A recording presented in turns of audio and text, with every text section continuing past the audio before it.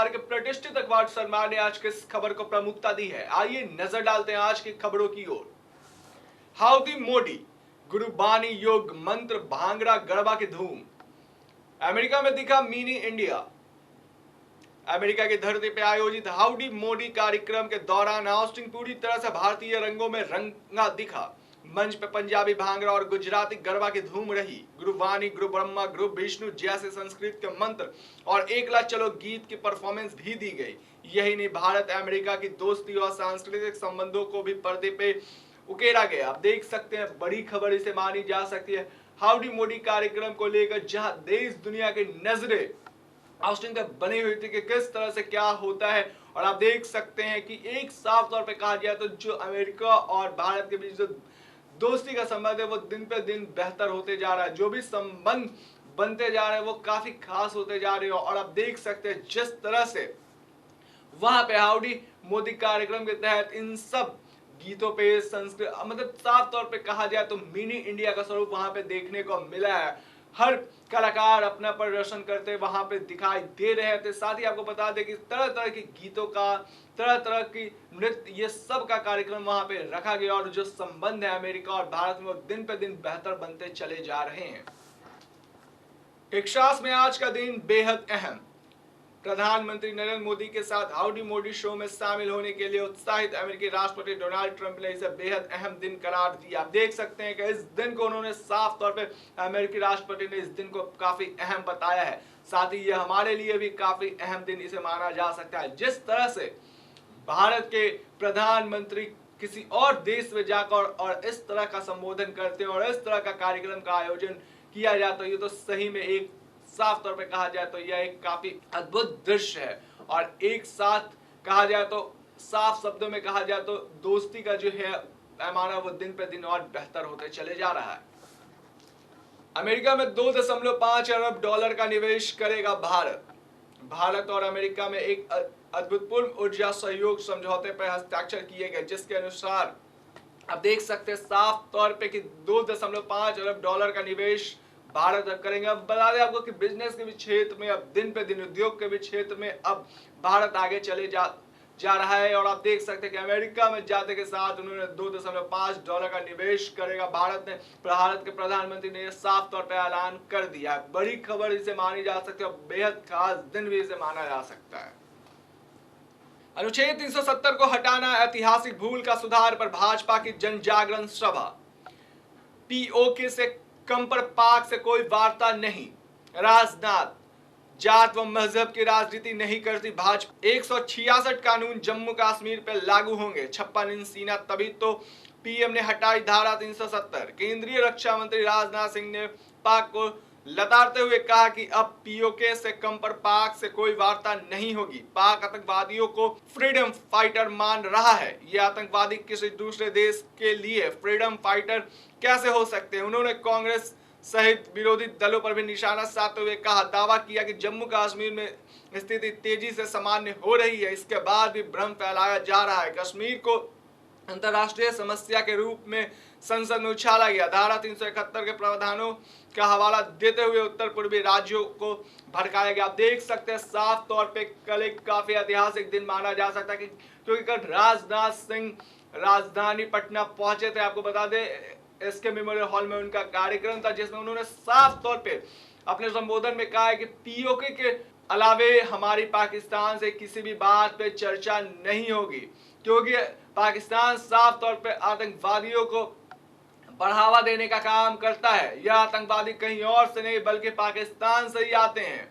और अगर उन्हें यह लगता है कि उनके लिए वो फ्रीडम फाइटर का काम करते हैं तो वो उनकी भूल है।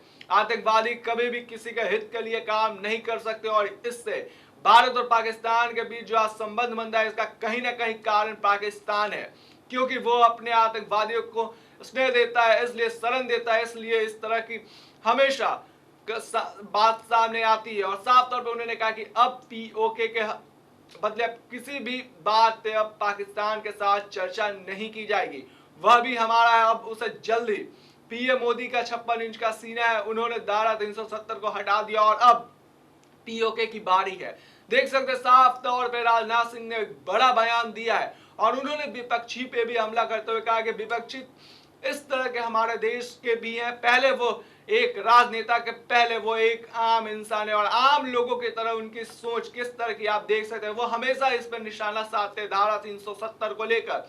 लेकिन बात यह है कि जिस तरह की स्थिति अभी कश्मीर में देखी जा रही है वो दिन पे दिन और बेहतर होती चली जा रही है। अब सामान्य होते चले जा रहे हैं। जो बड़ी बड़ी बातें करते थे धारा 370 हटाए जाने को लेकर, आज उनकी मुंह पर चुप्पी बंधी हुई है। क्योंकि कहीं ना कहीं इसका कारण यह है कि वहां अब शांति का माहौल देखने को मिल रहा है।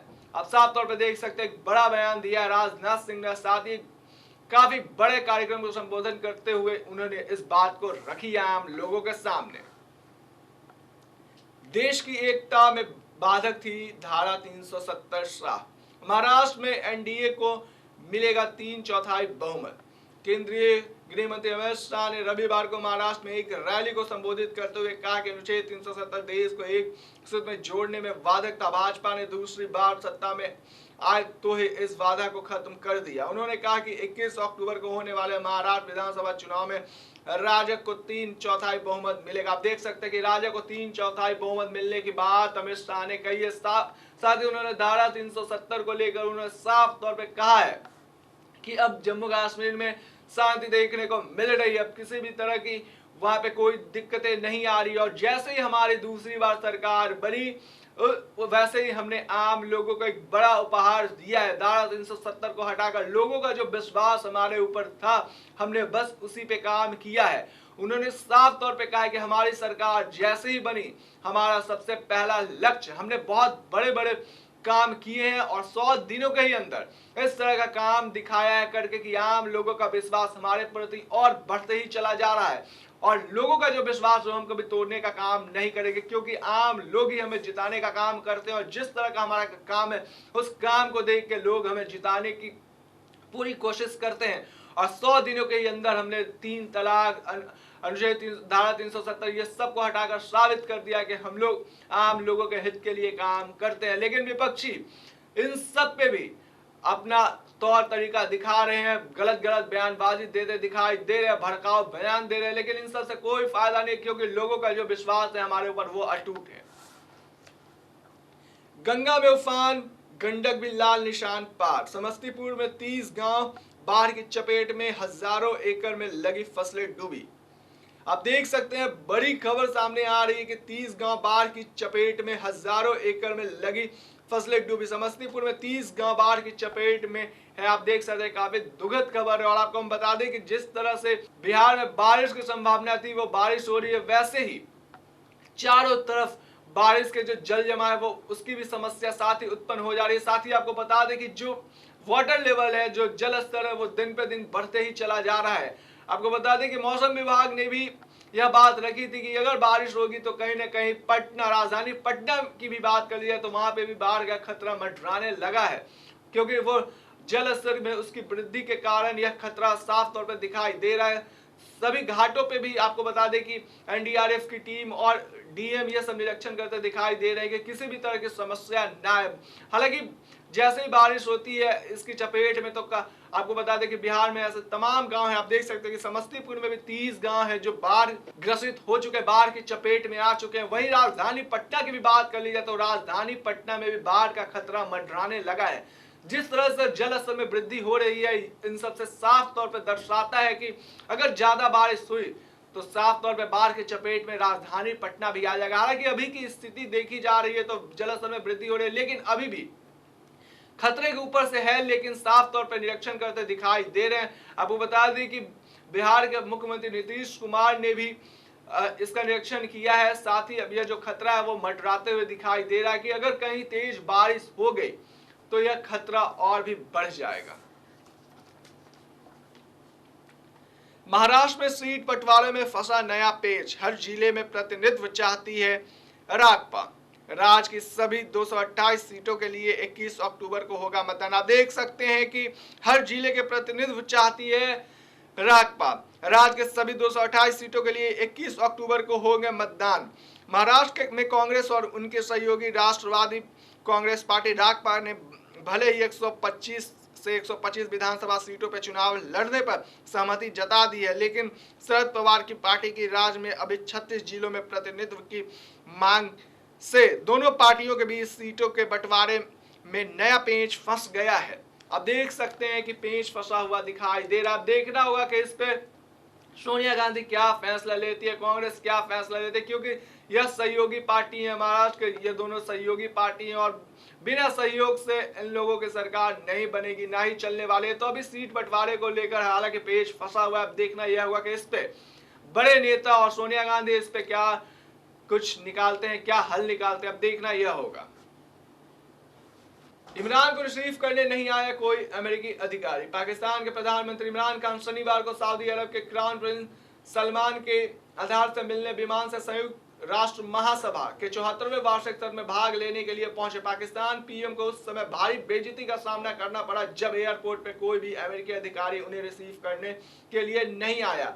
अपने इस पीके स्वागत के लिए पाकिस्तान प्रधानमंत्री को सोशल मीडिया पे अपने ही देशवासियों की तरफ से जमकर ट्रोल होना पड़ा। आप देख सकते हैं कि पाकिस्तान के प्रधानमंत्री को काफी बेइज्जती का सामना करना पड़ा। कोई भी अमेरिकी अधिकारी उन्हें रिसीव करने नहीं आया और इसी को लेकर पाकिस्तान में भी खलबली मच गई है। उनके विरोधी पार्टियां, वहीं के लोग उन पर ट्रोल करना शुरू कर दिए हैं। हालांकि ये इमरान खान के लिए कोई नई बात नहीं है। इमरान खान को हमेशा इन सब चीजों से गुजरना पड़ता है, इन सब तरह की घटनाओं से उन्हें गुजरना पड़ता, फिर भी उन पर कोई फर्क नहीं पड़ता। और जिस तरह का अभी भारत का स्वागत किया जा रहा है, आप देख सकते हैं जिस तरह से हाउडी मोदी कार्यक्रम में नरेंद्र मोदी का स्वागत किया गया, वो काफी ऐतिहासिक स्वागत था, भव्य स्वागत था। लेकिन सकते पाकिस्तान के प्रधानमंत्री को किस तरह से बेइज्जती का सामना करना पड़ रहा है। अभी के लिए फिलहाल इतना ही। आप बने रहें सनमार्ग लाइव के साथ। अगर आपको हमारा कार्यक्रम पसंद आया तो आप हमारे चैनल को लाइक करें, सब्सक्राइब करें और बेल आइकन को जरूर से जरूर दबाएं ताकि हर वो नोटिफिकेशन आप तक सबसे पहले पहुंच पाए। नमस्कार।